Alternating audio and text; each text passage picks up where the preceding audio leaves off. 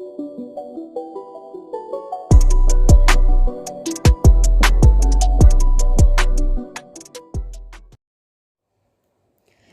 students, this is my 8th video of chapter 1, class 12th business. In this video, I have explained the topic coordination. What is coordination? Coordination क्या है? The meaning of this word coordination is synchronization, यानी तालमेल करना. तालमेल की ज़रूरत ही क्यों है?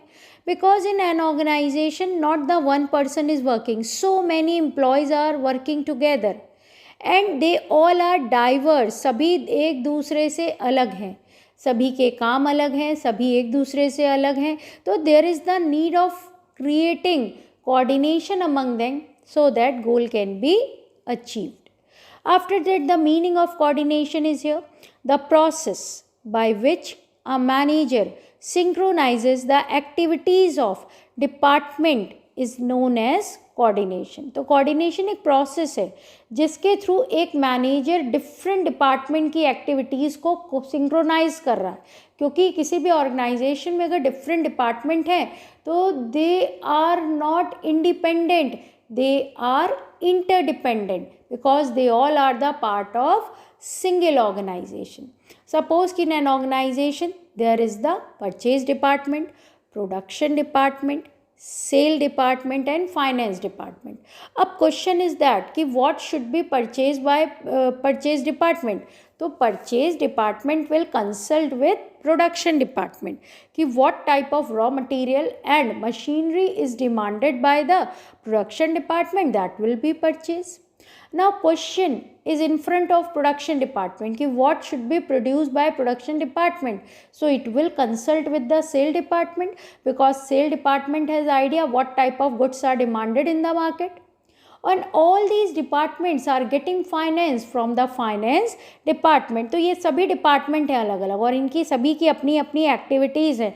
तो कोऑर्डिनेशन के थ्रू मैनेजर ने क्या किया, इन सभी एक्टिविटीज़ को सिंक्रोनाइज कर दिया so that the goal of the organisation can be achieve. ये सभी डिपार्टमेंट अपना अपना काम कर रहे हैं मगर उनका एंड रिजल्ट क्या होता है, to achieve the goal of the organisation. We can say कि coordination is the common thread that bind all the activities of different department such as purchase, production, sale and finance. ये एक धागे की तरह है जिसने कि सभी एक्टिविटीज़ को बांध रखा है. तो क्योंकि सभी एक्टिविटीज़ में ज़रूरत है कोऑर्डिनेशन की. Now we are coming to the next, coordination, the essence of management. Coordination is called the essence, यानी ज़रूरत है, ये मैनेजमेंट की ज़रूरत है. सो मैनी टाइम्स कि it is called the separate function of management. Separate function कहा जाता है but it is the basic function, it is creating the base for the other function. You all know कि there are the 5 functions of management: planning, organizing, staffing, directing and controlling. In all these functions, coordination is required because these functions are interdependent and these are interlinked with each other. Without planning, organizing cannot be done. जब तक हमने plan नहीं बनाया, objective नहीं set किया, हम अपने organisation का स्ट्रक्चर नहीं बना सकते. और जब तक ऑर्गेनाइजिंग का फंक्शन नहीं होगा तब तक स्टाफिंग भी नहीं होगी. और बिना स्टाफिंग के हमारे पास स्टाफ नहीं आएगा तो हम डायरेक्शन भी किसको देंगे, कोई है ही नहीं. डायरेक्शन नहीं होगा तो एक्चुअल वर्क नहीं स्टार्ट होगा और एक्चुअल वर्क नहीं स्टार्ट होगा तो हमारे पास एक्चुअल परफॉर्मेंस नहीं आएगी और हम कंट्रोलिंग फंक्शन भी नहीं परफॉर्म कर सकते.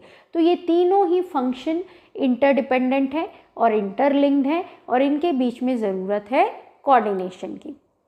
Now firstly we are coming to the planning function. In planning function, how the coordination is required? The coordination is required between the main plan and supportive plan. Main plan, that is the objective of the whole organization.